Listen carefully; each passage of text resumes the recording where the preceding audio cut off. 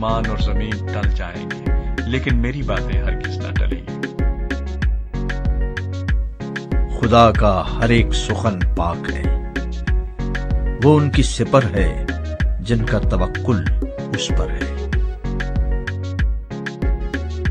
और मैं अपने और तेरे दरमियान और तेरे बाद तेरी नस्ल के दरमियान उनकी सब पुश्तों के लिए अपना अहद जो अब्दी अहद होगा बांधूंगा, ताकि मैं तेरा और तेरे बाद तेरी नस्ल का खुदा रहूं। हाँ, घास मुरझाती है, फूल कुमलाता है, पर हमारे खुदा का कलाम अब तक कायम है।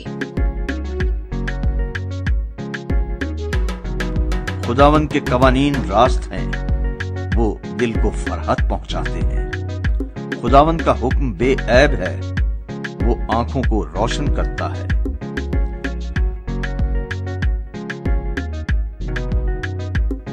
हर एक सहीफा जो खुदा के इल्हाम से है, तालीम और इल्जाम और इस्लाह और रास्तबाजी में तरबियत करने के लिए फायदेमंद भी है।